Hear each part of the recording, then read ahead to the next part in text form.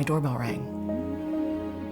I opened the door and they asked me if I was Danielle Baldwin, and I told them no, but my head was shaking yes, because I knew what they were going to tell me. I saw a car that I didn't recognize, and so then I looked to the side and I noticed that there were two uniformed officers on my door. I remember walking to the door, and I kind of got up on my tiptoes, and you could look out that little window over the top, and I could see the top of those white hats, and then I knew. All of a sudden, two Marines in dress blues came around the corner, and all I could say was, no, no. I was working that day, and I was out in the community, and I got a text from my boss saying that I needed to come back to the office, and I knew. I looked at them and I said, was she wounded or is she dead?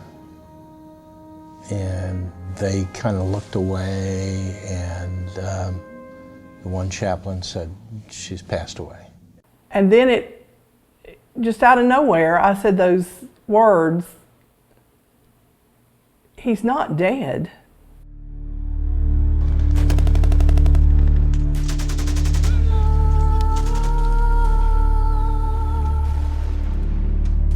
We are a nation at war. War is the price we pay for freedom, and the price of freedom is high. The ledger measured in numbers too costly for most to comprehend. Machines, weapons, vehicles, technology, territory. But freedom's most precious expense cannot be calculated.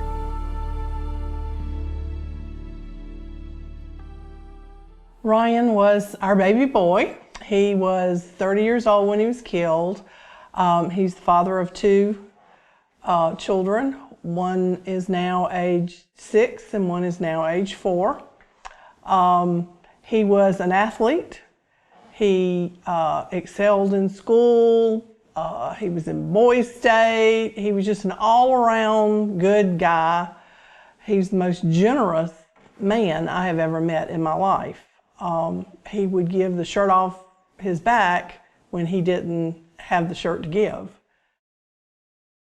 My husband, Matt, was a U.S. Army Black Hawk pilot, and he was in Afghanistan for deployment for 2010, 2011. It was his third deployment. He was a great husband, very good husband. We weren't married for very long, only 9 months and 19 days before the accident, but the time that we did have together was wonderful. He was loving and caring and protective and funny. He was really funny. Just an amazing man. She was energetic, enthusiastic, caring, cared about other people as well as the family, fun to be around. Obviously, we can't describe how much we miss her. She was passionate about what she wanted to do, and I think that, I guess the biggest tribute that I could give to her is that she was doing what she wanted to do, and she chose this path, and she enjoyed what she was doing. She thought she was making a positive difference, and she put a lot of punch into 25 short years. Jeremy, he was the class clown. I've been called by his teacher, and he just kind of interrupted the class. So we had a few talks. Jeremy was an incredibly warm, open person. He just had a magnetism to him, and it didn't matter who it was, he could just make that person feel good, and a great leader. Just didn't have an enemy, really, no matter who it was. Just somebody you were lucky to know. He always had a smile on his face, and it was hard to bring him down. He just had a really positive energy to him. He just enjoyed life. Almar was a funny little boy. And he made lots of friends once he started school and everything. He pretty popular with his classmates. And he smiled a lot. He enjoyed people. He loved people. He was a real, true people person. And he talked about his future a lot, too, especially when he got in middle school, what he wanted to do, and he wanted to leave a legacy, he used to tell me when he passed away. He wanted to leave something behind that people would remember him. Rob was always working. He worked a lot, but when he was home, he tried to make up for the fact that he was gone a lot. And so he was really a devoted husband and a really great dad. And he didn't waste any opportunity to get out and have fun and take the kids on new adventures, or sometimes it was just local stuff. You know, he was just always taking them to Chuck E. Cheese or to the movies. In fact, the kids didn't like it if I went to the movies with them. That was their thing to do with their dad. There was a couple of times I tried to go, and they were like, "No, Mom, you need to stay home." So they really had a lot of fun.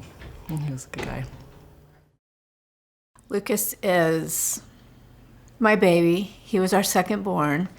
And when I was pregnant with Luke, my mom died. I was 24 years old, and my mom died of breast cancer. And I always said he kept me alive because I had to take care of myself when I was pregnant with him for him. And we were always very close, and he was a smart mouth, and he was very opinionated, and he would argue a point to death until you just gave up. And we had the best relationship. He's really amazing. He was an amazing kid from start to finish.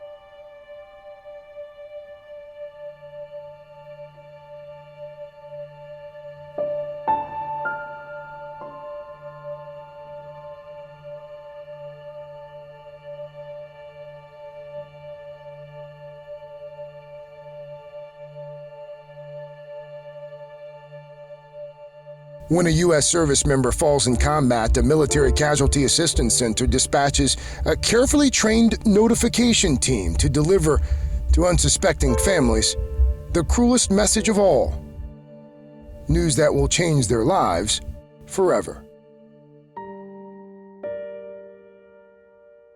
I was out on a tractor cutting hay in the evening, and about 6:30 when the cars come down the drive, and once you recognize what that is, they only come to you for one reason. And that was when I learned what the word wailing meant.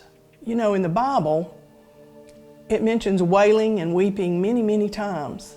And I always thought that just meant they cried a lot when someone died. Wailing is this unnatural sound that comes up out of your body when your heart is breaking in two. You can't stop it. There's nothing you can do to prevent it. And it continues, and it continues, and it continues. I just started screaming, "No, no, no, no." Then my best friend, she came out at the time, and she's like, "What is going on?" And then she heard him knock again.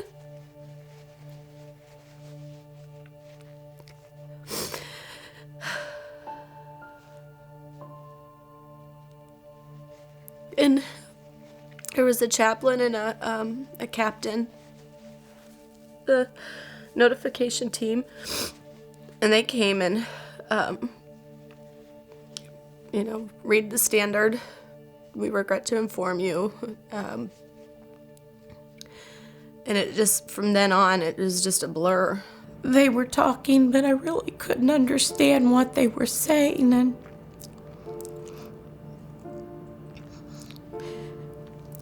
they said that he was on dismounted patrol, and all I think was running through my mind was, he wasn't on a horse. What do you mean, dismounted patrol? And, I mean, it made no sense to me what they were saying, and that he'd been hit, and I couldn't understand. It was, I mean, what they were saying was, it just was making absolutely no sense to me, and I couldn't. I wanted them to slow down and speak English. They were just, I mean, what they were saying, and I just couldn't comprehend what. I kept asking them, well, how bad is it? And they kept telling me that was all the information that they had, that it was a severe head trauma, and that they didn't know anything else. So they told me also that they would either ship us to Dover or to Germany to be at his bedside. And so I really didn't know what all that meant, be at his bedside, and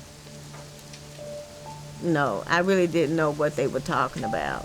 The Secretary of the Army regrets to inform you, and you're just sitting there going, I'm not hearing this. Yeah, this is a movie. You know, this is what you see on TV. This is not our child. You're just in complete shock. You have no idea what is going on. There's no way to process what's going on in your head. You don't understand that it doesn't seem real that your husband just died. It doesn't seem real that your life 3 hours before was normal, and now your future is completely wiped clean. You no longer have any of that you had planned for. Initially, it went through my mind that as my whole world was gone. I mean, I had quit college at some point, so I was a Marine wife, which was my job, a new mom. Our son was 5 months old. Then I was moving back to Indiana, so it just all these changes at one time.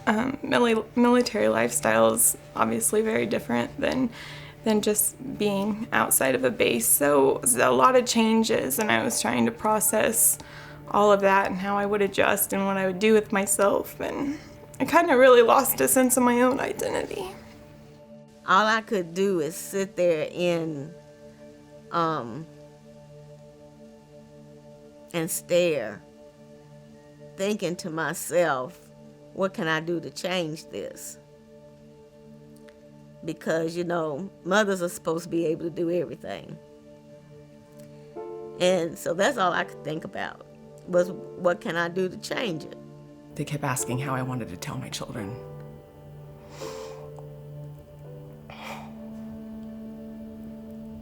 That was the most difficult thing.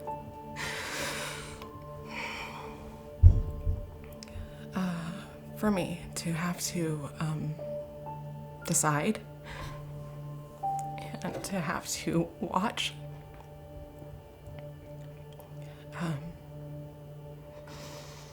Because I knew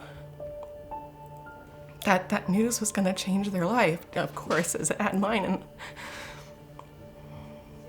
I was just crushing their little worlds. Well, Nigel was the youngest of a combined family, so he was number 10. So we had 9 brothers and sisters that loved and adored him, and he was spoiled because he was the youngest, and everyone just loved him. He studied military history growing up. He was always seen in his fatigues and face paint, crawling around the neighborhood in the ditches with his toy gun. It was what he wanted to do since an early age. I think he was born a Marine. Ever since he was just young, he had the desire to be a patriot, to serve his country. The challenge appealed to him. The recruiter told him that basic training would be difficult and kind of put the challenge to him, saying, do you think you're up to the challenge? And while he was in his training, he wrote a letter to us explaining that he wouldn't mind being deployed to Iraq or Afghanistan so that he could put his training to use, you know, put it to work. He looked forward to that, and I think that was the duty you feel once you've trained for something. You want to use your training. You want to do some good. You want to make a difference, and that's what Carlos wanted to do. Christian was very funny. He was a big guy, 31 years old, in the Navy. For 12 years, he was a Navy chief. This was his second deployment in well, he was in Iraq the first time, in Afghanistan this time. And he was with the teams, and he just loved the Navy. And he was an honorable, intentional, funny guy. Everybody really loved him.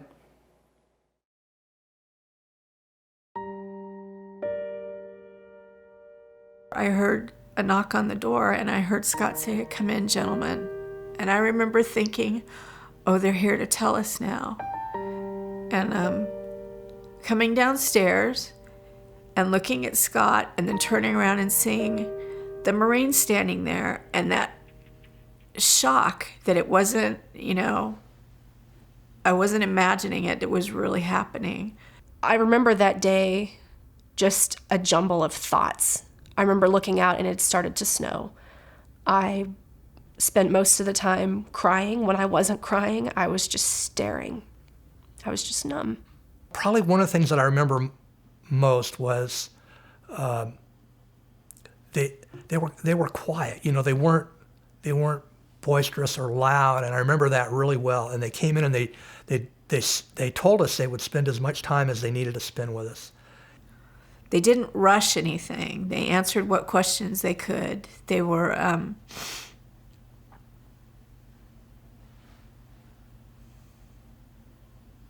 that must have been a horrible thing for them to have to do. The word that you bring is not a good word, and it's a tough word, and it changes people's life forever. And that network of people that are changed is huge. It's more than just the family there. So really, as you share with the family, you enter into that in many ways, into the sadness and the pain. You bear that very, very closely. Preparing to do a notification, I haven't figured that one out yet. How do you prepare to sit with the family and share with them that their loved one is not coming home? Very, very difficult to do. I can't really remember a lot of what was said there at the house, other than they were very calm, very soft-spoken, very clear. They left us documentation. They said they'd be calling us back with more information, and that started a whole process for our family. So we were in constant contact with the team that informed us that Carlos had been killed. Since 2001, the Dover Port Mortuary at Dover Air Force Base in Delaware has been the single destination for U.S. service members killed in combat, the literal and symbolic homecoming for our fallen heroes, their final return to American soil. We have a very challenging mission here at Air Force Mortuary Affairs Operations. It's very sensitive in nature. So what I try to instill in our team members is pride. We need to treat our fallen with dignity, honor, and respect. We also have to treat each other with dignity, honor, and respect. We don't look for accolades. We just want to take care of these fallen service members and then provide care, service, and support to their families.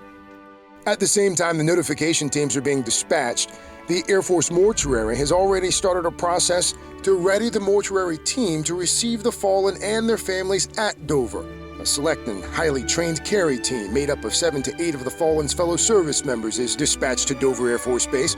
Preparations are being made to provide the families every need, including transportation, accommodations, and counseling. We have a very robust system in place to take care of families. We call it a family support team. It entails chaplains, chaplains' assistants, mental health technicians, and then some volunteer organizations that help out AFMAO, which includes the Friends of the Fallen and the USO. And what we try to do is make the families as comfortable as possible. They are often traveling on very short notice, sometimes within 24 hours of being notified of the loss of their loved one. I was sleep deprived and exhausted, and my head was just spinning, just trying to grasp the reality of what was going on. They were very clear about this. You don't need to worry about any of the arrangements as far as how you're going to get there, getting around when you're there. They took care of everything. All we had to do was show up. I was in Arizona at the time, and one of the things that the Navy did, which was remarkable, it's a remarkable community, and I didn't realize how they're such wonderful people. His direct supervisor, Master Chief, flew from San Diego to Arizona, met me and my daughter and Christian's fiance, and flew with us to Germany. They never left us for a moment. They flew with us, they did all the travel arrangements, got us on the plane. I was in no condition to make any decisions, which was a good thing because I didn't have to. The Navy actually, they just made all the decisions, all the transportation, our seating, everything. They took care of everything, getting us through security and customs. It was as effortless for me as it could be under the circumstances. I remember meeting Tiffany in the airport, and because we flew out of the Nashville airport, you know, a normal airplane, out of a normal gate, and it just so happened to be the same gate that we had just picked Rob up from when he came home on R&R just 3 weeks before. But I remember seeing Tiffany and knowing right away that she was coming with me. I could tell by the look on her face and her swollen eyes that she'd been up crying all night, just as I had. And we didn't know each other at the time, but we went up to each other without speaking a word and just gave each other a hug.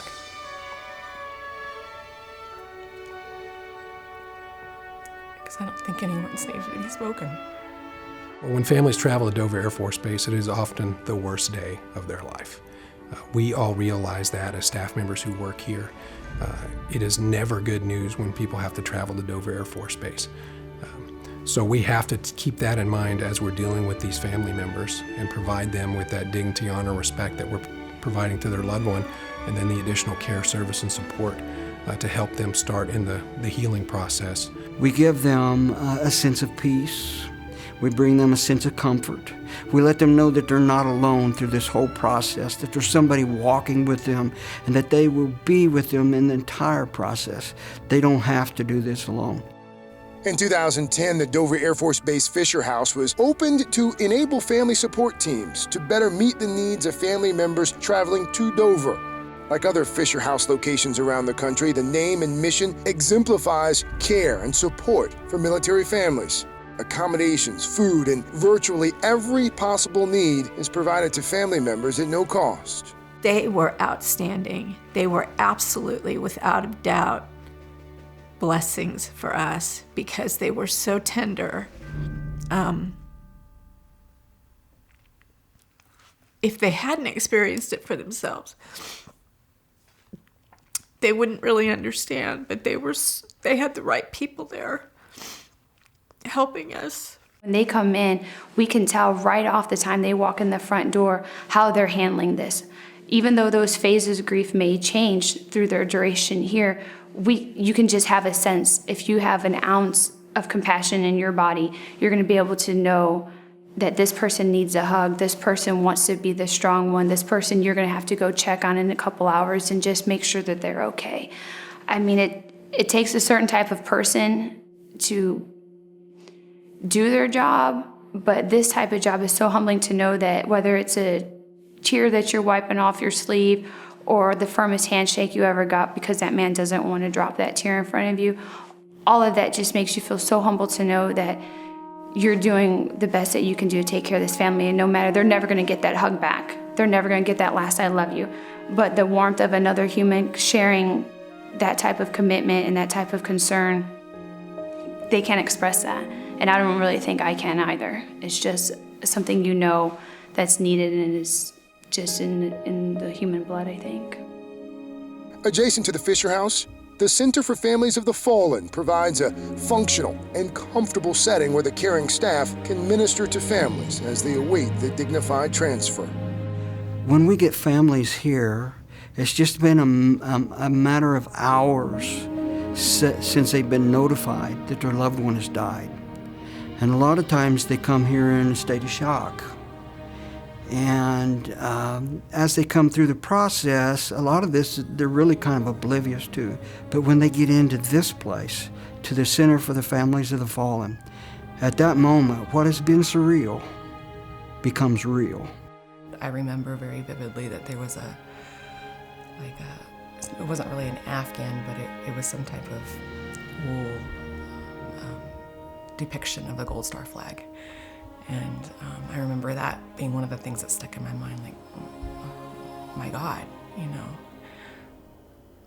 we're a Gold Star family. And that was one of the first realizations, like, that everything really, truly was changing. We were here one evening, and there was a family, and there was a boy probably about 11, 12 years old, and it was his father that we were here for. And he was standing off by himself, so I kind of left the crowd of the people, and I wiggled my way over there and stood beside him, and I got to talking to him a little bit. And he asked me, he said, Dad was going to take me fishing as soon as he got home. Who will do that now? And so that was one of the moments that just touched my heart so deeply. And I said, I'll talk to someone for you. And I talked to some of his unit members. And I said, we need to send somebody fishing with that boy. And some of his unit members had gone over. So the love and the care that is extended beyond this place is phenomenal. In 2009, the Department of Defense modified its policy to encourage and facilitate family attendance at Dover for their fallen loved ones' arrival. This event, known as the dignified transfer, is a solemn and symbolic homecoming for our nation's fallen heroes. It is often a very surreal event until the dignified transfer itself. Family members are often in shock, they're in denial. But once they see that transfer case coming off an aircraft, it really hits home.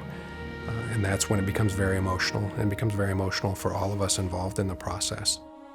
Carefully selected from the elite honor guards of each military service, superbly trained carry team members perform their most trusted and solemn duty, the dignified transfer, the return of the fallen to American soil.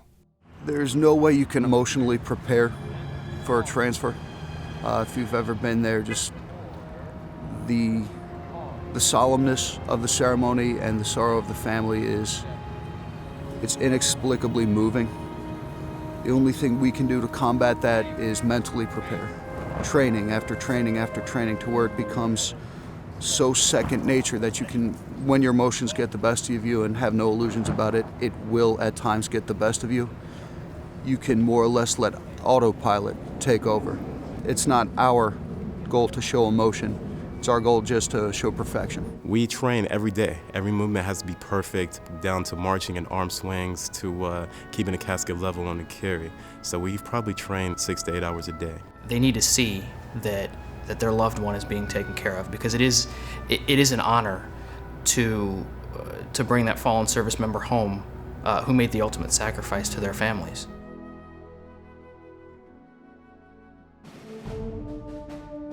I remember driving up and seeing that single case in there with the flag and thinking, this is a mistake. Sorry. It can't be Luke. Because he's tall and he's a smart mouth and he's funny and he can't be in there. The ceremony was beautiful, but it's horrific to get off that bus and look up at the top of that plane with that ramp coming out and see the flag-draped coffin of your son. It wasn't real to me up until that moment that I saw the flag-draped coffin. And then I was breathless. I mean, just seeing it, you know, come off the plane, and the Navy men were standing there. And it was just so reverent and so ceremonial and honorable. I still have a hard time believing that he's gone. And I had a hard time putting him in that casket. I mean, proud in one instance because he was, like all those kids, are really brave, but just crushed in the other because you're trying to stand up and be a strong man for your family, a strong father and husband. Tough, really tough.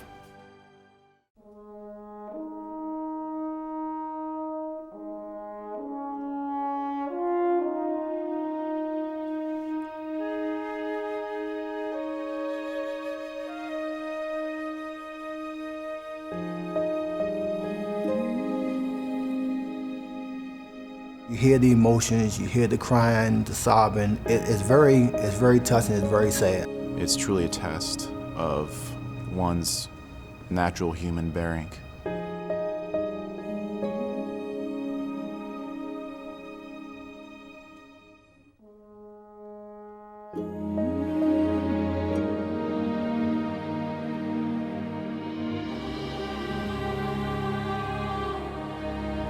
The pride that I was the one who got to render the last honors to my fallen brother or sister. I was the one who got to make this perfect for his loved ones.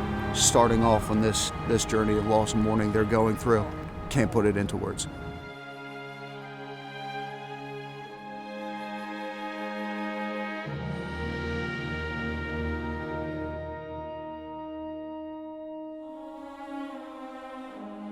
They very gently picked him up, and they very slowly carried him with the greatest of respect. I just remember being in awe just at the fact that every single step that they took was exact and perfect, with every step every other of the soldiers took. Just the care and the respect that they put into it. Every detail was important, and that made me feel like my husband was important. This is the last time they're ever coming home. This is the last time their family is ever going to see them. And no matter how many missions I've done, whether or not I know who this person is, this is the first and hopefully the last time their family will ever have to see a dignified transfer of their loved ones. We owe it to them to make it perfect. When I got off the bus there and saw my boy up there under that flag draped coffin, I felt as helpless as a dad could ever feel. But the amount of honor and dignity that the United States military and the Kerry team provided, it sends chill bumps down my back just to talk about it now. I was determined I was going to be strong. I was going to stand there as strong and honorable as I could, because Jeremy had served us, served our country, and I was so proud of him. It meant a lot to me that my baby, my youngest, these guys really cared about him. I felt like they loved my child. I did not worry that he was not in the best hands. He couldn't be with his mama, but he was taken care of. I can't think of a more beautiful, way that we could honor our fallen. Had such a sense of loss and missing my son and wanting to feel him close to me and his spirit close to me. And I felt nothing until his body touched American soil. And then it was almost a physical wave of emotion, and I knew my son was home. What were my feelings? Love of my country, grief, concern for my wife and Carlos's brothers.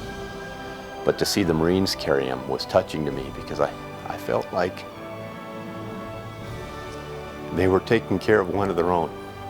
I don't think there could ever be anything harder a mother does in her whole world, her whole life, than to see her son come home in a transfer case. I was proud to be there to see him come home, just as I would have if he had made it back alive. I wouldn't have missed going to this for anything in the world because I wanted to welcome my son back home on American soil. I was so proud of him, but this was the hardest thing I've ever done in my life. Knowing that he was home from Afghanistan on United States soil, it was very comforting to me, and the fact that I knew that he had honored his country, he'd served his country, and now he was home where he belonged.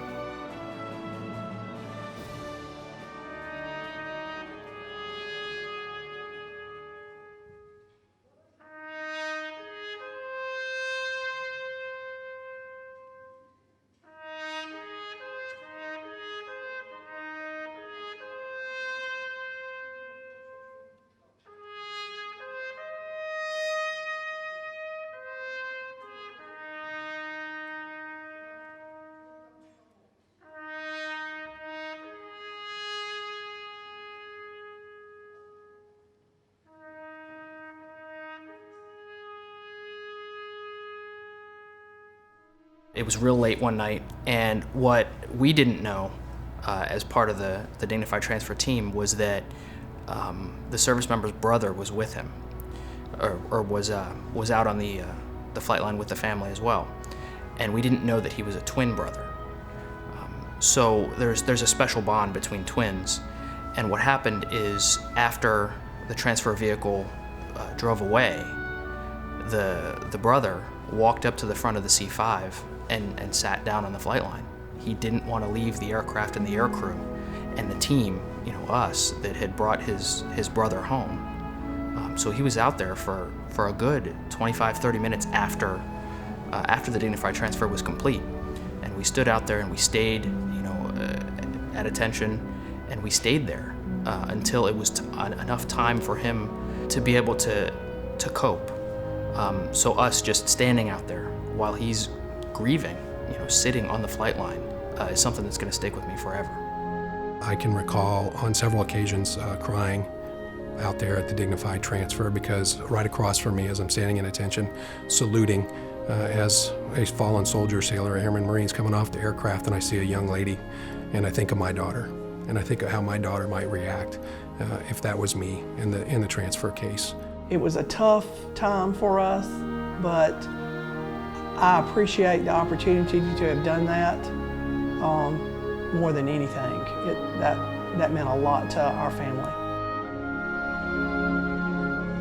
After the dignified transfer, families return home while skilled and caring specialists at the Air Force mortuary prepare the bodies of fallen heroes to be returned to awaiting families. We've got a great team here.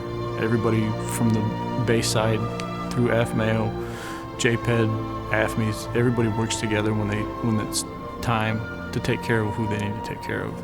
It's important for me to do this job. We work hard in order to prepare the remains to go home so the family can see their loved one and say the last goodbye. Uniforms are meticulously assembled and prepared. They must be absolutely pristine in every way. I take care of soldiers. I gotta make sure that every single detail on that uniform is perfect. Every single ribbon, every single badge, the ranks, their stripes, every single detail have to be perfect for them to go home. Because for me, it's an honor to touch that uniform. I'm the last person who touched that uniform. So it's an honor for me to say, he went home, and he went home looking sharp. So it is my duty. I do it with respect, but for me, it's an honor. fallen heroes are escorted to their final resting place under the watchful eye of a dedicated and vigilant fellow officer or non-commissioned officer. To bring Lieutenant Rawl home to his family was probably the hardest and most honorable thing I've ever done since I've been in the service.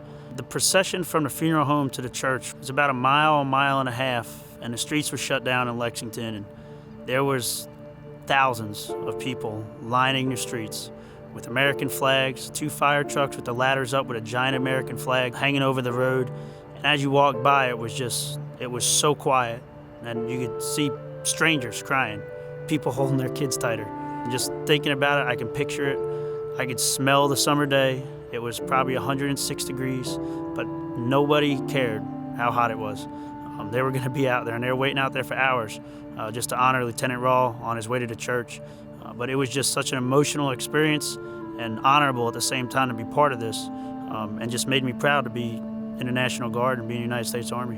My biggest fear is that he'll be forgotten. That over the years, oh, he's just another fallen soldier. But people have really made me realize I don't think that's going to happen, because Ryan was such a good man in everything he did. He had friends in every aspect of his life that have come together and put on memorials and races and started scholarships and things. God uses us in some really interesting ways, I think. Ryan had done what he was on earth to do, and he was finished. I want people to remember that he was a hard worker, and he never gave up. I didn't realize how many people he urged to go to college or to get a different job, or to just not give up, just to make something better of themselves, just to constantly strive to be better. And I've taken that, and I'm determined to make sure that I pass that on to our children. They'll come up to me at random moments and say, I really miss Daddy. And I'll just say, I miss him too. And it's okay to miss him. And it's okay to be sad sometimes. But Daddy was a really happy person. And it's okay to be happy too. And we need to remember to be happy. And we need to remember that he was a good man, and that you always need to do what's right, even if it's uncomfortable, even if it's not gonna always be good for you. You need to do what's right. I want my husband to be remembered as a loving man, a caring man, charming. He loved life, and I think he did a good job of living it and loving and caring about people and making sure that those that he did love knew it. One of the hardest things about Matt as a secondary grief was that he and I didn't get the opportunity to have children. He died 9 months and 19 days after we were married. 10 months almost to the day after Matt died, I learned of a baby boy. And 4 days later, I took custody of him. And his name is the name that actually Matt and I had picked out for our firstborn son, Gabriel Lewis Wagstaff. He'll never think that either Matt or I are his biological parents, but he'll know that I love him, and he'll know that he came into my life because Matt passed away. In the future, I would like our family to know how important that is, that we had someone in our life that loved this country enough to sign up to serve, but also know and be willing to give his life for our country and our freedoms. My husband's legacy is just, he's given us all a wonderful gift, as others have and will, but that was a daily thing. That wasn't just in the sacrifice that he made. That was who he was every day. I would love people to remember that, and to remember to just be thankful and happy for everything that they have, because he lived every day that way. Jeremy was a hero. He may not think he was, but he was. He was a hero. He was a good man.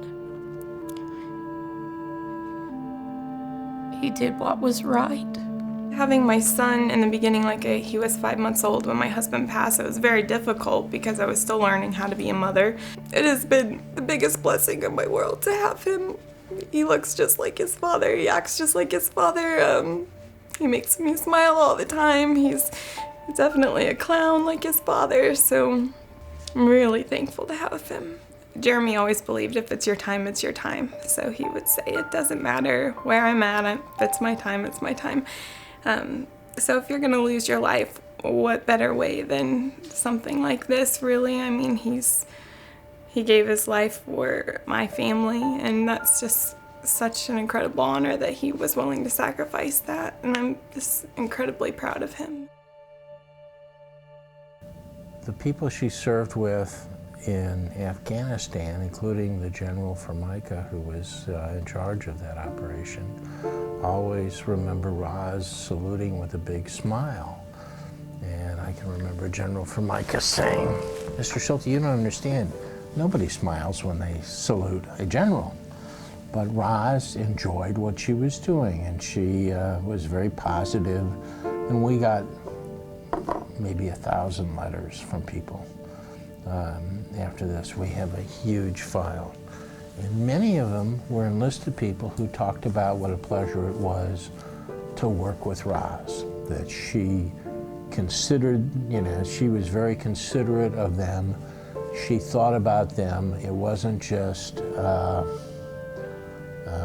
do this, do that. It was knowing who they were and accepting them as human beings. And I think that's a great legacy, a wonderful legacy that we're very proud of her. Integrity was very important to us. She was honest and truthful, and I think to see your child passionate about whatever they're doing is wonderful. And I think that's a lesson for all of us to enjoy what you're doing and hopefully make the right choices along the way. So I think her legacy is also one of character and leadership, and hopefully doing it the right way and doing it to have a little fun along the way as well. I want people to remember Luke as an individual that really loved his country and really believed strongly in at least in the principles. He loved his job, and he was dedicated not only to the mission, but he was really dedicated to his team. He wasn't a perfect guy, but he stood up for the young people and the underdog. He always befriended everybody. Even if you were like the jerkiest person in the group, he always tried to be nice to everybody. And so his legacy, I guess, is that every person he met, he treated with dignity. One of the sad things is people hear about him now, and I just wonder what his life would have been like had he survived. I wonder what he would have done and how different the world would be. I'm very fond of telling other people that as far as a legacy is concerned, I spent 30 years in the U.S. Air Force, and I've done a lot of things in that time. But honestly, in my 30 years, they don't amount to a hill of beans to the 5 years that my little 24-year-old son spent and what Lucas did in the Marine Corps, as far as I'm concerned. A lot of his friends have named their babies after him, and that's quite a wonderful thing. He wanted to leave a legacy, he used to tell me. When he passed away, he wanted to leave something behind that people would remember him. The doctor said that he was sorry to ask this question so soon after giving us the bad news, but that he wanted to know if we would be willing to donate his organs. And I said no at first. And my daughter and my son kind of both at the same time, well, why not? You know that's what Omar would want you to do. Omar, you know how he liked helping people and he was a people person and everything. He'd want you to do that. And so I thought about it some more, and then I started to recall a conversation that Omar and I had. We went in the house and I was cooking, and he came into the kitchen where I was and said, "Mom, if anything ever happens to me, I want you to donate my organs." And I thought about it for a little while longer, and then I decided, well, yeah, I guess he would want me to do that. So I told the doctor that I would do it. A 53-year-old man got Almar's 23-year-old heart.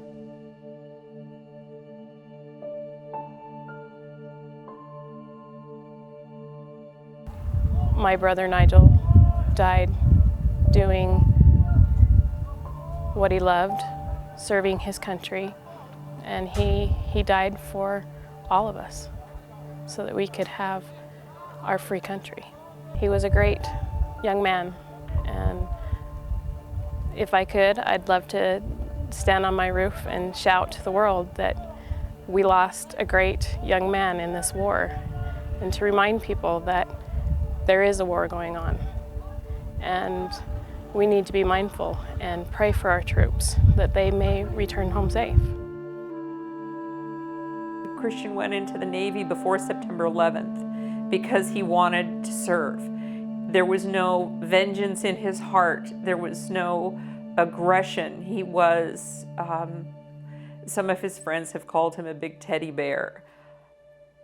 He was happy, he was honest, he lived every day fully.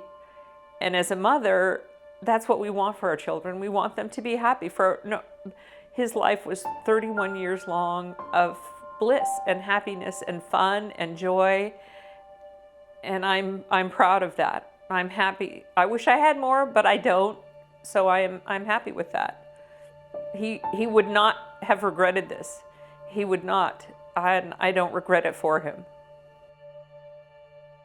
I know that my son died because it was his time, and Heavenly Father decided that, and I am so grateful for this country because he died for freedom, something that we don't have in my country. It's the reason that I accept that, and I love the United States, I love America, and I gave my son to America, but it's worth it. It is not the mission of AF Mayo alone to take care of these family members. It is not the mission of Dover Air Force Base, and it's not the mission of the city of Delaware, or the city of Dover, or the state of Delaware. It is our collective mission as a nation. 300 million people live in our country, and less than 1% put on the uniform. And of that, a very small subset give their lives in combat. We need to treat these individuals, along with their families, like kings and queens, princesses and princesses, because they've earned it. The wars in Iraq and Afghanistan have cost an enormous amount of precious blood, and the loss to American families is immeasurable. Fallen heroes have left behind family members, friends, and even strangers who love them and now honor them. Every fallen warrior has a story, and these are just a few of those stories. Former Prime Minister William Gladstone of Great Britain once wrote, "Show me the manner in which a nation cares for its dead, and I will measure with mathematical exactness the tender mercies of its people, their respect for the laws of the land, and their loyalty to high ideals." We're that type of nation, and I'm very proud to serve that type of nation.